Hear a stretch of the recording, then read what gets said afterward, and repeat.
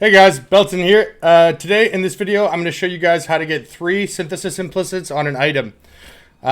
This is something I take for granted perhaps, but quite a few people leave comments under my videos with mirror items and mirror crafts, most of which include triple synth implicit items, asking how that's done. So in today's video, I'm going to show you how to do that real quickly. In the past, triple synth bases were achieved from the Atlas passive tree. If you went into the synthesis in Uber Cortex, the final boss would drop 3 synthesis implicit rares with a more likely chance to drop less common outcomes. When it says more likely or less likely, using the same wording and mathematics that have existed previously, that means that it was probably a 10x multiplier. In some cases, you can get 100x multipliers, but most likely a 10x multiplier on the less common mods. Synth mods go into different tier weightings, so something like a frenzy charge, power charge, explode, and things like that are T0 or the rarest ones, would likely have been 10 times more common on those Uber Cortex drops. The option that we have no longer actually has that more likely. The only way to get them is obviously through the synthesizing of the item itself or through Vivid Vultures. So you're actually going to see a much smaller pool of total items that have those mods there as a result of that. However, they're due to the removal of the Atlas passive that gave those, there is only one way to get triple synth items anymore. Correction, there are 2 ways. One is through divination cards. There are 2 divination cards, I believe, that can give triple synth items. One is for jewelry and the other one is for a randomized item. But getting a randomized item, of course, you'd have to get the correct item and you'd have to get the correct, you wouldn't have the quality on it either, right? So if it's like a ring or a jewelry item, you can use the divination cards to get that if you'd like. However, if you're doing any weapon or armor piece, naturally you want to have 30 quality, especially with a mirror item, and that's just not going to happen. So this is the only way that you're going to be able to get those. So the first thing that you're going to do, of course, is get a base like the one we have here. The Lich's Circlet, which is the tier 1 base for ES. Item level 86, which is the max item level to get every modifier possible. 85 is what you typically want to have to get T1 int. We've got 30 quality, as you can see, and energy shield 134 to 134. Now, this is a 100 divine base. I actually had to buy this twice because those of you that watched my previous video will know that I've already tried to record this, and I think I encountered a bug, and I actually destroyed the first base while recording that guide. So if you want to see me lose 100 divines, feel free to watch that. I will link it at the end of this video. But yeah, now that that is not a method to do it, this is the more conventional way that you're going to go ahead and get those triple synths. So you take a base here and you just get it magic, right? So once it's magic, you go on down to the menagerie and you're going to make an imprint using a Kraychik Chimeral right here. Create an imprint, and you'll have a couple of them like that. Then you're just going to come up here to the Hoarder Crafting Station, type synthesis, and you'll see that it synthesizes an item giving random synth implicits, cannot be used on unique, influence, synthesized, or fractured items. You can see here I've got 14 Sacred Life Force and 70,000 Vivid, and it's a cost of 5,001.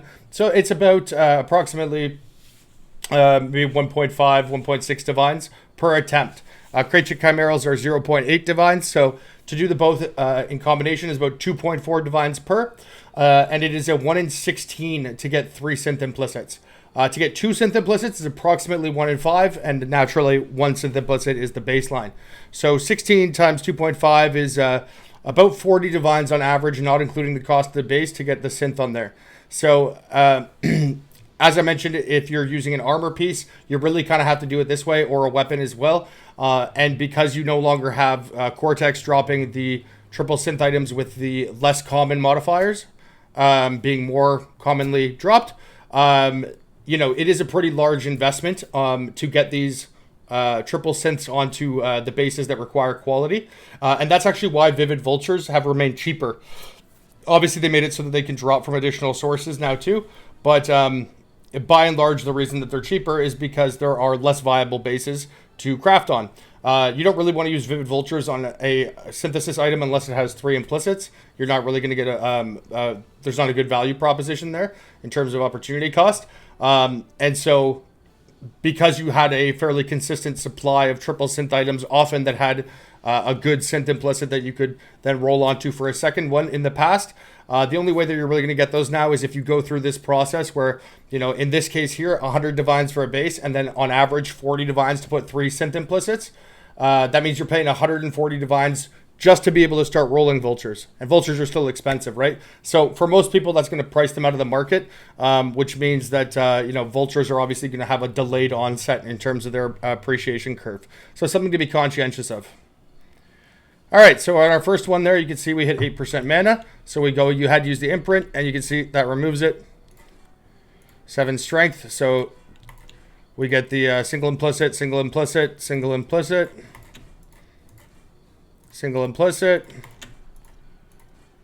Single implicit. The reason I rolled 5 at a time there is simply just to save time for the sake of the video. Obviously, you could just do 1 at a time, but you'll just have to come back and forth between the menagerie and your hideout, depending on how many you want to roll at once. Since it's a 1 in 16, we'll do batches of 5, just so we don't waste too many imprints. Or creature chimerals rather, in case we hit it on like the first one, but also so we don't have to spend 10 minutes going back and forth doing them 1 at a time.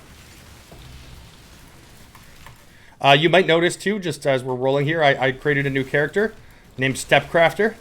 The reason it's named Stepcrafter is because I had a buddy who told me he couldn't go on voice comms one night, and he had me on speaker, so I had to whisper because his wife was sleeping, so I played him this. Hello, hello. Oh, Stepcrafter, no! Which woke his wife up, and I thought that was hilarious. So, Stepcrafter is the new character name.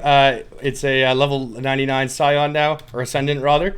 And because I've been crafting a bunch of armor stacking gear, I thought I might as well put a character together. So that's something I've got in the works as well. It's nowhere near done. I just made this character yesterday, so still lots to do on that front. But for those of you that ask about what I'm playing and blah, blah, blah, expect to see some more updates on that front coming fairly soon. That's Team 1 flat ES, but obviously that's only a 1 synth implicit. There we go. There's 2 synth implicits, so we got that in our 7th one. 8th. 9th. Boom. There we go. 10th time. 10th time's the charm, baby. Let's go. Saved a little bit of cash there, and we have 1 bonus imprint to hold on to in case we ever want to make it not synthesis. But there you go. That's how you get the triple synth there. And now what we can do as well, this is another thing that people ask in videos often, is we can go ahead and make that rare. And now that we have the triple synth on there, we can come down here onto fossils, gilded fossil, single resonator, pop, pop. Oop. And there we go. Now we get to add the item cells for much more to vendors. The reason that that's put on there is so that you have the option to use a Hinakora's Lock and a Vol Orb, and you can hover over and obviously deterministically see the forecasted outcome. And having the item cells for much more to vendors means that you can, even if it's not intended, like in the long run, it gives you the option to be able to hover with a lock to get a corrupted implicit to replace the line of text that is given by item cells for much more to vendors. And so that theoretically, it always has a value. Having a chance to do, even if there's a half of 0.1% chance that you would ever actually use the Vol Orb on a mirrored item, a 0.1% chance to be able to do something is literally infinitely better than a 0% chance to do something, right? So it is always technically correct to put that on there, even if you do not have the intent in the long term to actually use that Vol Orb to replace the implicit. But often in leagues, a lot of the items that you craft, including mirror items, become obsolete the second they go to standard, because standard has all these crazy legacy mods. And so having the option to put that on there can make some of the contemporary mirror crafts in line, or in some cases stronger than pre-existing ones, simply for that option, right? Now, naturally in the league, you're not really ever going to do that, because the intent behind mirror services is to have people mirror it, and you can't mirror corrupted items. But that's how you do that. So hope you guys enjoyed this. I know that the previous video was probably funny for some of you guys. Hopefully this helped for those of you who were interested in how you get those 3 implicits on these synth items. And good luck for those of you who are giving it a shot. All right, talk to you guys next time. Peace.